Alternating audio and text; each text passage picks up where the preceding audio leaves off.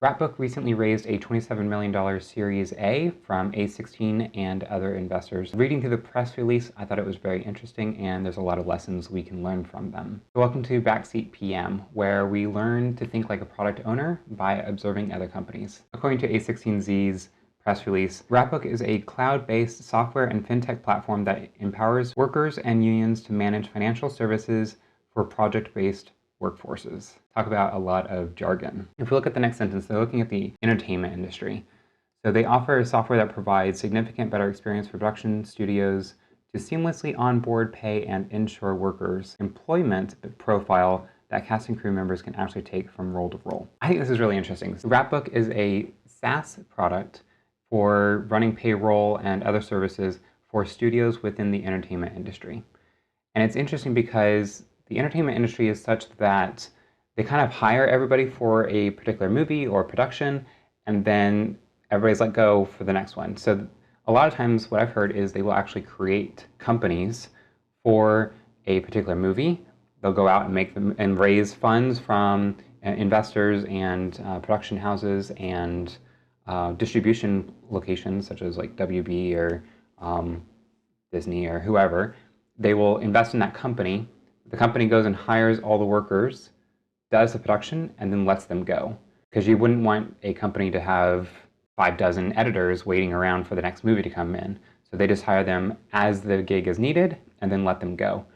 So Wrapbook is positioning itself as a quick way to onboard those employees and be able to run payroll for them. And it looks like also including insurance, which I think is really fascinating. By running the back of the house for the studios, they can actually offer a lot of other services. So it looks like financial service products for workers' compensation and insurance offerings as well. So they're really just positioning themselves to kind of take care of everything, be a one-stop shop for the studios so that the studios can focus on being able to actually produce, which is kind of very similar to the tech industry where we always say, oh, well, we'll do platform as a service, like Heroku was a big one, where it was like, oh, we will do the hosting for you. You focus on actually building your app. So this type of concept is now starting to be applied to other industries. Every time a movie or commercial is filmed, each production team member needs to be hired, onboarded, time-tracked, insured, and paid out accordingly and efficiently. So right now they do a lot of paper-based processes, and they're just streamlining all of that. This paper-based aspect is really big. So one of my first startups that I did was trying to transform an industry that was using paper for a particular process, and we were digitizing it. But you really have to be trying to hit a pain point for customers. If they don't see the paper as an issue or slowing them down or actually being able to get their work done, it's really hard to transition them into using a digital software instead. In the case of Wrapbook, I think that they're positioning themselves really well because it's financial. Like, it's much easier to quantify the benefits that you're bringing to the company. And the idea of streamlining things for the workers as well really helps. Yeah, this next section talks about additional things that Wrapbook can do, and like workers' compensation and production insurance offerings. And this is very interesting because it's other avenues that this business can go down. Because it has the central product and is providing a service for the gig workers and the studios, what are the other add-ons that it can do? And so as it comes to VCs, it needs to be able to say, hey, not just is my core business a multi-million-dollar business or billion-dollar business, it's the fact that I can do this and this and this. And these businesses will each be $100 million, $200 million businesses. Therefore, as a whole, we're going to be a billion-dollar business.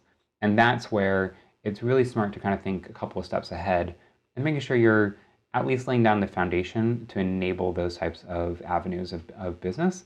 Unless you're bootstrapped and your intention is just to stay small the entire time, then any one of those individual businesses are completely viable for that. Yeah, this is another one. Because they have all the gig workers in their system, eventually, then they can also create a job board and make it much easier to actually sign up and get other people into the industry. Yeah, so their team has experience both in the entertainment industry and in software. When you're breaking into a new industry, it's really valuable if you can have somebody who's from the industry be on your team. That way they can answer all the common questions, they know what the problems are, they can help navigate that. Otherwise, what you're doing is you're relying on customers telling you, oh, can you do X, Y, and Z? And you're like, oh, I guess X, Y, and Z is needed for this industry. Let me go build it. And then you're just kind of always one step behind trying to figure out how to properly serve the market. Totally works. I've done it before, but it just takes a little bit longer to actually get a foothold in an industry. And they have raised a $27 million Series A. Okay, let's take a look at their website. Wrapbook's website. Production payroll made simple. So tracking, onboarding, time cards, payroll, and insurance. A powerful and easy to use platform for production management. Pretty straightforward there, especially with what we've learned. Trusted by other studios, so shows that they already have customers, which is great. All in one suite. All right, this is another thing that's really important. So solutions page. Sometimes I'll see this as industries or, often I'll see this as industries. And being able to specifically call out, these are the industries that we are currently tailoring our software for. We know about the problems that your industry has, and we have solved them. And being able to, let's go to photo, for example. Being able to have copy that is exactly matching what their use case is, super vital. It definitely, again, hits home. This is for you. We know all about you. We know what kind of needs you have. We've worked with customers before that are in your industry. This is safe. Go ahead and try us. And that just makes that process a lot easier. Ultimate database, blah, blah. Always compliant. AB5. I don't know what it is, but I'm guessing it's a particular thing to most photographers. I'm only an amateur photographer, wouldn't know. Pricing is built for production companies of all sizes. So really focusing on being able to scale. I think this is a really interesting pricing model. So it's because it's a payroll company, they are saying it's free software. We just charge for actually paying out on it. So wages paid through Wrapbook, we just take 0.75% of wages. And there's also $250 setup fee. I wonder what that goes towards. I think that's probably, I don't know. I go back and forth on sign-up fees. Sign-up fees can filter out users who aren't that serious about using the software because they have to pay to get into it. And $250 is kind of a hefty fee to get in.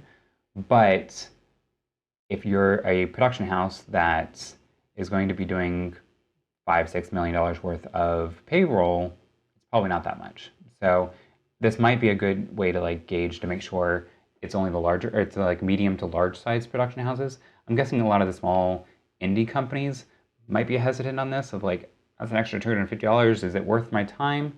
And start going through it. It'd be interesting to experiment with lowering that fee or explaining why that fee is there. But again, I'm outside the industry, backseat PM here. Onboard managing your casting crew.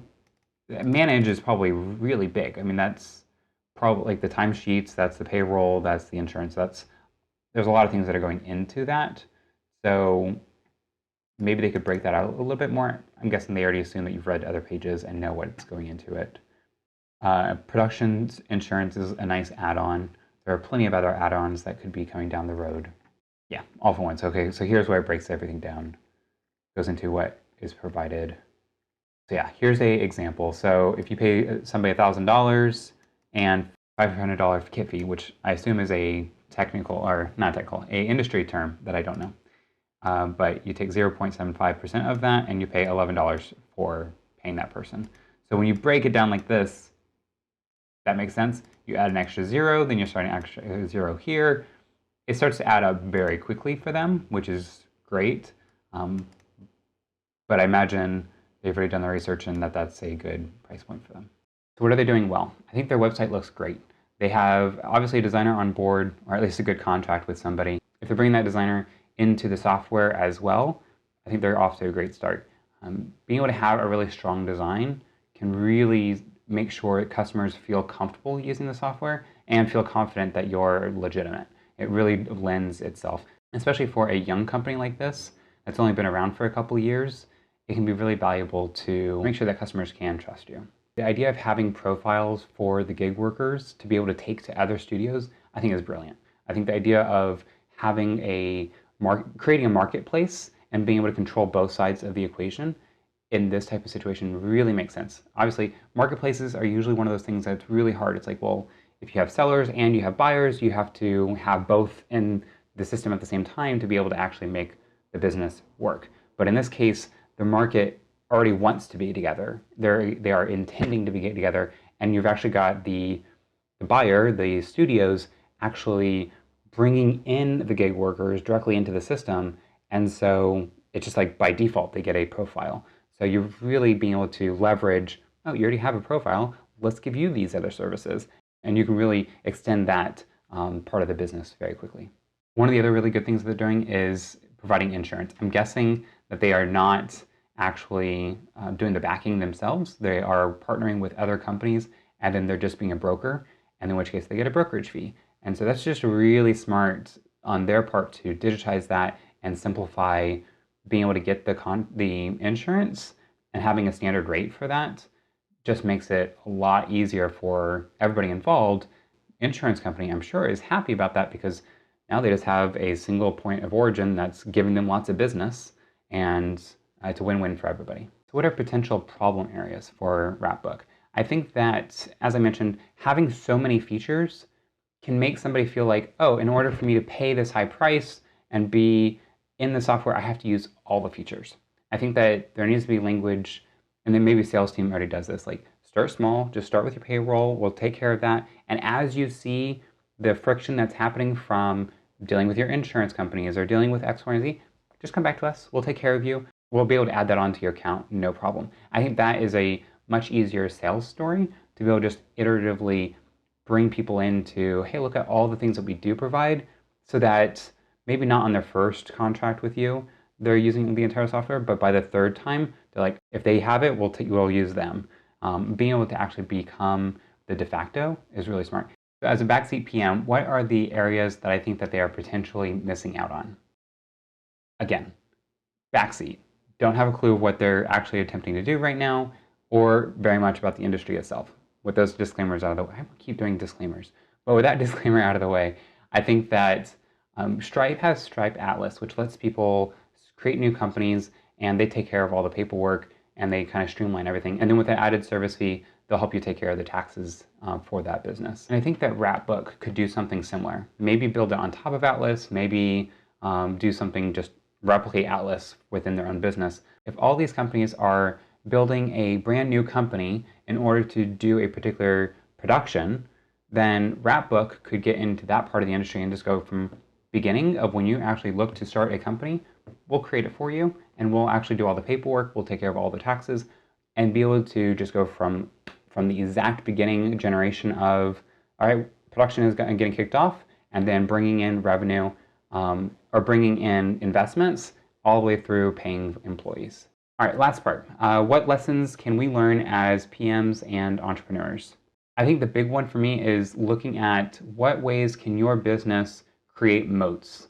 What are things that your business can do that would be really hard for other companies to replicate? In the case of Wrapbook, things like the gig workers job board, being able to pull all that information together is very hard for other people to do, but is very natural for them because they already have the studio saying, oh, we need to hire 5 types of X employee versus Y employee.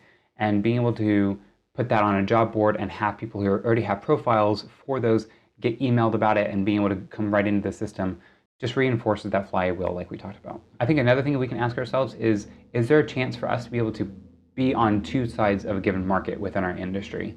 I usually think of buyer versus seller, but thinking of this case of a studio and a worker is an interesting dynamic. Like, is there actually 2 plays here, or is it just one, is it specifically one? I think it's very common for us to think, oh, company and employees. And so you have a very hierarchy structure in our business, but is there opportunities that actually this employee needs their own profile, or this segment of the business actually will move around, or whatever that might be? Figure out, is there a potential chance for having 2 sides of a market? Because if you have 2 sides, each of those can spawn off multiple businesses that can generate their own revenue. For smaller companies, if you don't already have a industries page where you list out, here's the other industries that are currently using us, here's how they use us, and having testimonials specific to each of those industries, get on that. It's really helpful when you have a sales call with somebody and they say, oh, I'm in industry X. Most of your website will say it's geared towards Y or Z. Do you actually work with companies like us? And you can say, yes, actually, if you go to this webpage, here's all the information about how other customers just like you are having success with the business. All right, that's all I have for you today. If you enjoyed learning about Wrapbook, please let me know. If you have any other ideas or thoughts about Wrapbook, please leave them in the comments below. If you like this, please hit the thumbs up. Let us be able to get more people to see videos like this. And please consider subscribing. All right, thank you very much. Have a great day.